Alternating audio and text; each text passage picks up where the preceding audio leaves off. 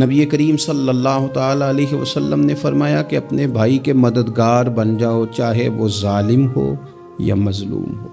فوری طور پر انسانی ذہن میں سوال اٹھتا ہے کہ یا رسول اللہ صلی اللہ تعالیٰ علیہ وسلم، یہ مظلوم کی مدد تو سمجھ میں آتی ہے، ظالم کی مدد کیسے کریں؟ تو اللہ کے حبیب علیہ الصلوۃ والسلام دیکھیں کتنا نفسیات کے قریب، کتنا آسان کر کے، کتنا انسانی سطح جس کو بڑی جلدی قبول کرے، اس طرح حضور نصیحت فرماتے، یا رسول اللہ صلی اللہ تعالیٰ علیہ وسلم یہ بھلا ظالم کی مدد کیسے کریں؟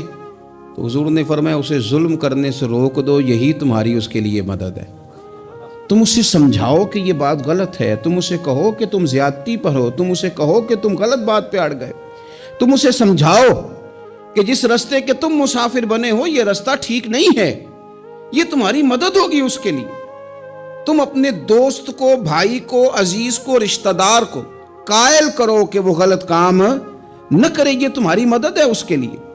تم مددگار بن گئے اپنے اس بھائی کے۔ اچھے لوگوں کی صحبت، اچھے لوگوں کے پاس اٹھنا بیٹھنا۔ آج کل اس کا ترجمہ اور بھی کیا جا سکتا ہے کہ اچھے لوگوں کو سننا، اچھے لوگوں کی بات پر توجہ دینا۔ مولانا ایک مزاج ہے ذائقہ بدلنے کا،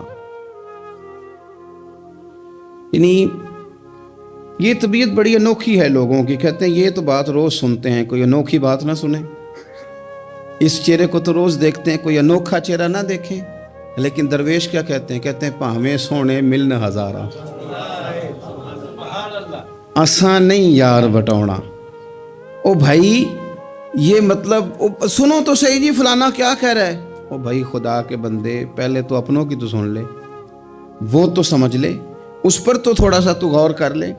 ہم اس طرح الجھ جاتے ہیں اور قصداً الجھاؤ پیدا کرتے ہیں، ادھر بھی تھوڑا گئے، ادھر بھی تھوڑا گئے، اتنی بھی تھوڑی سنی، ٹھیک ہے، یہاں تو آپ پھر اتنا وقت رکھتے ہوں کہ سب کی بات سنیں اور اتنی صلاحیت رکھتے ہوں کہ اس کو پرکھ بھی سکیں، اور آپ اپنی ذہنی سطح پہ لا کے پھر صحیح کو صحیح کہنے کی طاقت رکھتے ہوں، غلط کو غلط کہنے کی اور جاننے کی صلاحیت رکھتے ہوں، تو آپ یہ کام کریں۔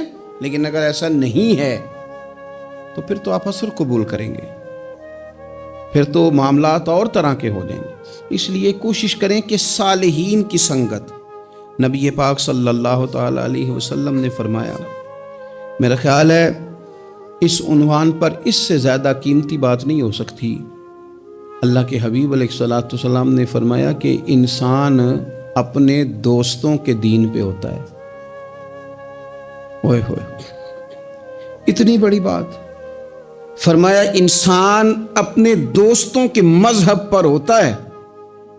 اس لیے سوچ کے بنایا کرو کہ یار کسے بنا رہے ہو، غور کر لو، اس کو دوستی کو، یارانے کو، اٹھنے بیٹھنے کو معمولی سا کام نہ سمجھنا، آنے جانے کو، سفر کرنے کو معمولی سا کام نہ جاننا۔ بندہ اپنے دوستوں کے مذہب پہ ہوتا ہے، اس کے منہ میں زبان اپنی ہوتی ہے۔ اکثر لوگ ایسے ہوتے ہیں ان کے منہوں میں زبان اپنی ہوتی ہے، لفظ اپنے نہیں ہوتے، وہ جملے کسی اور کے بول رہے ہوتے ہیں۔ اس کا مطلب یہ ہوتا ہے کہ وہ سارا اثر قبول کر چکے ہیں کہ جو انہیں یہاں تو راہ حق پہ لے گیا ہے، اور اگر جس کا وہ اثر لے رہے تھے بندہ غلط تھا تو وہ انہیں غلط ترک پہ لے گیا ہے۔ ایک بات خواجہ حسن بصری کی، اللہ اکبر، صحیح لوگ چل رہے ہوتے ہیں، کسی درویش کے عقیدت مند ہوتے ہیں، تربیت پا رہے ہوتے ہیں، رستہ صحیح چل رہا ہوتا ہے، لیکن وہ مطلب فٹافٹ ایک کوئی شخص بیچ میں گھستا ہے اور آ کے کہتا ہو نہیں میں تجھے بتاتا ہوں معاملہ تو کچھ اور ہے۔ وہ بالکل سڑک پہ صحیح چل رہے تھے، اب انہوں نے غلطی کیا کہ انہوں نے ہر چمکنے والی چیز کو سونا سمجھ لیا، انہوں نے ہر اجلی چیز کو طیب جان لیا۔ حضرت خواجہ حسن بصری فرماتے ہیں بروں کی صحبت میں نہ بیٹھنا، بروں کی صحبت تجھے اچھوں سے بدگمان کر دے گی، وہ تیرے ذہن میں اچھوں کے بارے میں۔ حضرت پیر چنن شاہ صاحب رحمۃ اللہ تعالیٰ علیہ، آل و مہار شریف والے، حضرت پیر چنن شاہ صاحب رحمۃ اللہ علیہ کے پاس ایک نوجوان آیا تو پیار ہو گیا، وہ بیٹھنے لگا، طریقت سیکھنے لگا۔ وہ لوگ بھی بڑے خالص تھے، انہیں مریدوں کی صورت میں طاقت نہیں چاہیے ہوتی تھی، بلکہ انہیں مریدوں کی صورت میں وہ لوگ چاہیے ہوتے تھے جو ان کا پیغام آگے پہنچائیں۔ جو ان سے وہ سیکھیں، جو وہ سکھا کے انہیں دیندار بنانا چاہتے ہیں۔ تو بچہ بیٹھ گیا، حضرت بھی بڑا ہی پیار کرنے لگے، اسے دین سمجھانے لگے۔ تو اس کے والد صاحب پیچھے سے آئے اور آگے کہنے لگے پتر چل گھر چلیے۔ کہنے لگے جی ابا جی اور میں تے نہیں جانا، میں تے اتھی رہنا ہے۔ کہنے لگا پتر چل میں بڑے پیر ویکھے نے۔ تو بیٹا بیٹھتا تھا نا صحبت میں تو کچھ میٹھی باتیں اور خوبصورت جملے اسے بھی سمجھ میں آ گئے تھے۔ کہنے لگا ابا جی تساں تے بڑے ویکھے نے، تانوں نہیں نہ کسے ویکھیا۔ یہ تیری نظر کا کمال ہے کہ میری زندگی کا سوال ہے، تجھے نہیں نہ کسی نے دیکھا، مجھے تو دیکھ لیا، میری مجبوری ہے کہ میں کسی کی نظر میں آ گیا اور نظر کی جولا